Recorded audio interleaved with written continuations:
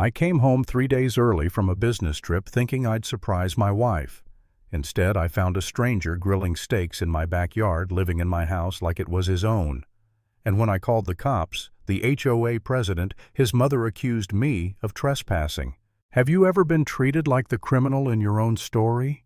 Stick around, because what happened next nearly cost me my sanity, my marriage, and everything I'd worked for. Act 1. The conflict begins. My name's Jack Miller. I'm 38, been in sales for over a decade, living with my wife Lena in a quiet Arizona suburb.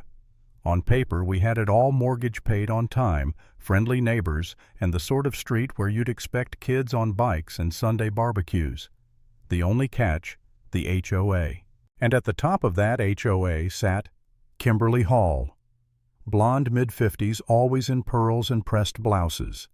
If you're picturing a classic Karen with a clipboard and a voice sharp enough to cut glass, that's her. She loved rules more than people. That Thursday night, I pulled into my driveway exhausted but excited to be home early. Right away, something was off. A silver BMW was parked where my truck should have been. Smoke drifted from the backyard. And the smell stank, which was odd because we didn't even own a grill. I stepped inside expecting Lena. Instead, laughter echoed from the kitchen. A guy, late 20s, hoodie beer in hand, leaned against my counter like he paid the mortgage. He looked at me with irritation, not guilt. "Excuse me," he said calmly. "You're trespassing.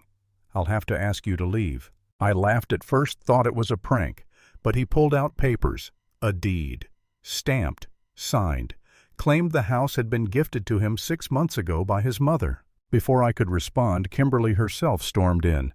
"Jack, you're back early," she said, her tone rehearsed. Then she turned to him. "Victor, what are you doing here?" Her son.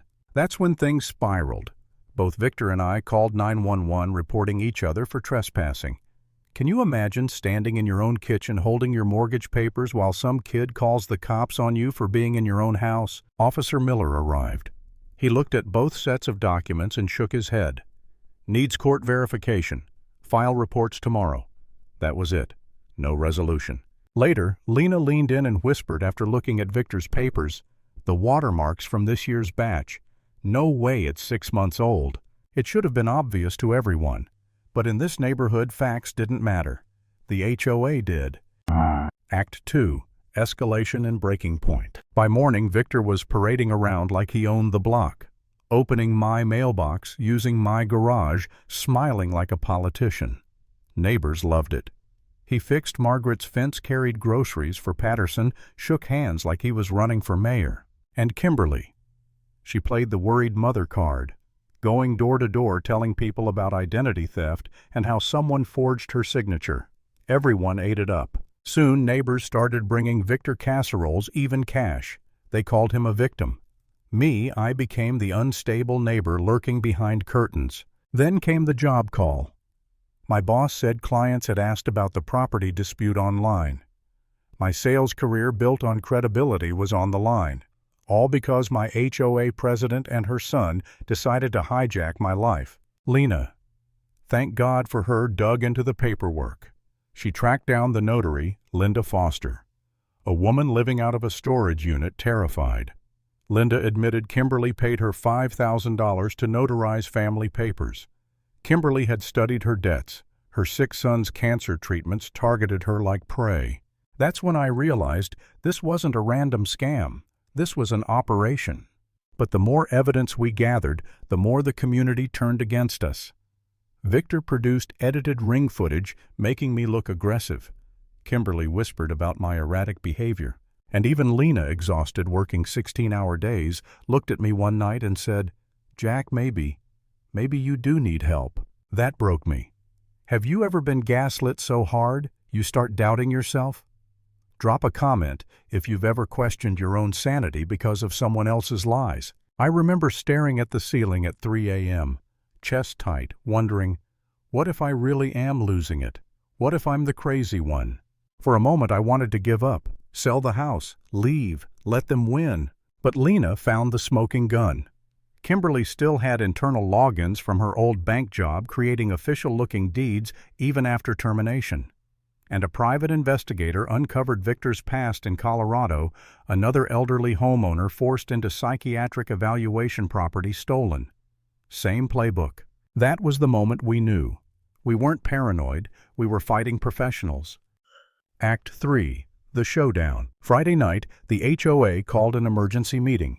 28 neighbors packed into Margaret's living room. On the table, a petition to send me for psychiatric evaluation. If it passed, County Health could lock me up for 72 hours. In that time, Kimberly could gain guardianship of my property. Imagine it your entire life decided by a neighborhood vote. Lena and I presented everything.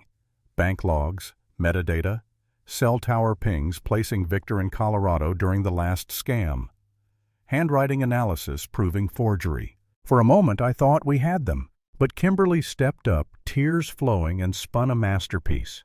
She claimed David Morrison's family, the Colorado victim, had been stalking her for years. She said we were their new pawns. Victor sobbed, saying he'd just tried to help the old man. I watched people's faces shift in real time. Neighbors I'd known for 5 years who'd borrowed my tools and eaten at my table doubting me. Some siding with her, some undecided. My career had already been torched, my reputation gone, and now my freedom dangled by a vote. Then right when I thought it was over, detectives entered with warrants. The forensic expert laid out digital logs proving Kimberly accessed the bank system after termination. The deed metadata showed it was created weeks ago. The handwriting analyst nailed the forgery. And the PI confirmed Victor's Colorado connection. The evidence was bulletproof. Kimberly's mask cracked as cuffs clicked onto her wrists. She shouted, "This is a conspiracy! We're the real victims!" Victor cried, insisting it was all a mistake. I didn't cheer, didn't celebrate. I just stood there drained, watching the people who tried to erase my life finally hauled out the door. Closing line. Sometimes the most dangerous thieves don't break in through windows. They make everyone else believe you don't belong in your own home.